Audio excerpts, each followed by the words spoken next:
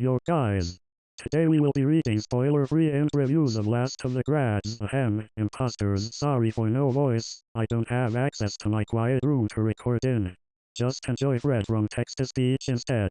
Let's see what people think of the renowned actor, Charlie White's movie. It's good for what it is. Don't go in expecting Pulp Fiction, bozos. We all know his name. We all know his big role as uncredited District 8 helper from The Hunger Games, Mockingjay Part 1. We all aspire to be like him.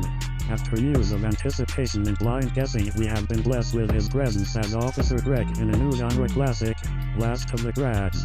With this performance, Charles White transcends the meaning of the term method acting. He blurs the line between actor and character and truly becomes the grizzled police officer struggling with depression.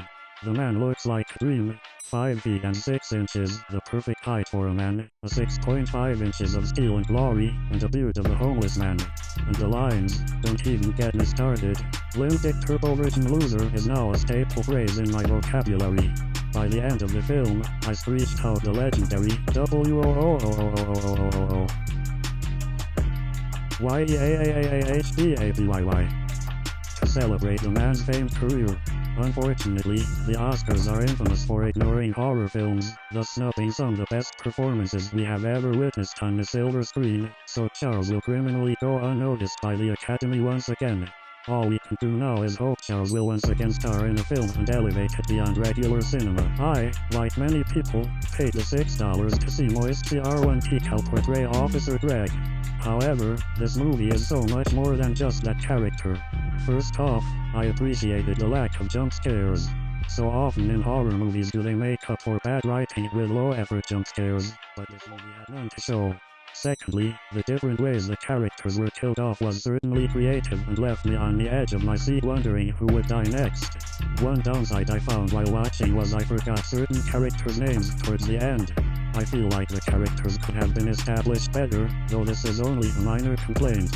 For a low-budget horror movie, this one was a lot of fun to watch, and I would highly recommend it to anyone whether you're a fan of Charlie or not. Something for everyone. Cinematography is good, characters are a bit wacky but that's good cause I can root for the killer when I don't like them. Crazy to see two young amazing directors put on such a great movie.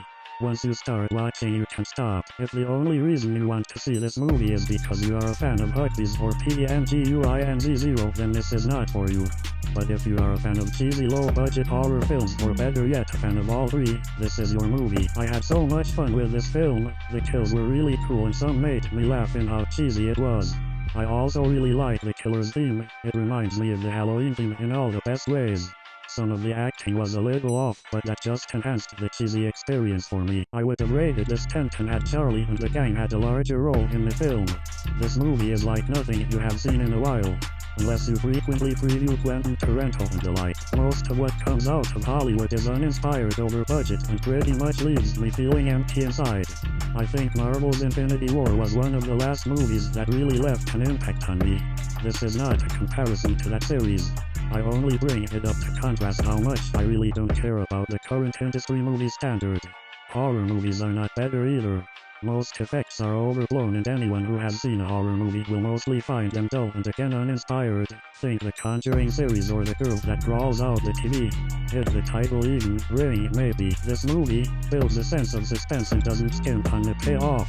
A few scenes the makeup is kinda weak, others it's amazing. This slasher movie does a great job building characters. Some small interactions feel so real and authentic. I highly recommend this movie to watch. The first and second act are well done, the third act is fine. The fourth act weakens, but still ends like the great finale. 100% worth your time. Now don't get me wrong, the movie was going to be amazing with or without Officer Greg. But with the studio's choice to cast classically trained, renowned actor Charles White Jr. to play the role of Officer Greg, it really tied the movie together. It would not have been the same masterpiece without that wonderful casting choice. Such a great movie. Would totally recommend. It keeps the viewer on the edge of their seat the entire time. I rented this movie because my girlfriend and I are big fans of CR1T Charlie White, who had been promoting this on his YouTube page for months. I followed the production on Instagram and it looked promising, even boasting the participation of the same color grader who worked on It Follows, which is a great film. This is not. It stars starts out decently and it looks well made, maybe a bit bright, like a soap opera. Over the course of the film it gets worse and worse. The gore effects look like wax and water dyed red in an obvious way, the script isn't great, and not a single character is more than a mere archetype or trope. Before most kills, not all, but most, there is a complete lack of build-up or suspension and then the deaths kinda just happen in 5 seconds and are done. Overall, it's not unwatchable, but it's not worth watching again. This film overall was very enjoyable. For a few moments at different points, the quality dipped a bit below the line of the rest along with some acting being a bit lackluster. But it was a great indie horror film that felt like an old-school Halloween film. Recommend watching for sure. Leading actresses Emma and Donna have a bright future, worth the $6, but only for the laughs. Not even comically bad, just bad. I'd rather clip my toenails than watch this again. Horrid acting and storyline, bad narration, cheesy characters, no real climax feeling, and the best, most comprehensive review of them all. Not only does this movie besmirch the beautiful name of Charles White, it also makes him look like a coward. The real Charles White would have gotten up from that measly slash from the foot, turned around and slapped his opposer in the face so hard their skull would have AVAPPERATED on impact. The fact that they cloned Charles White and made him look like such a coward is a disgrace to science and God.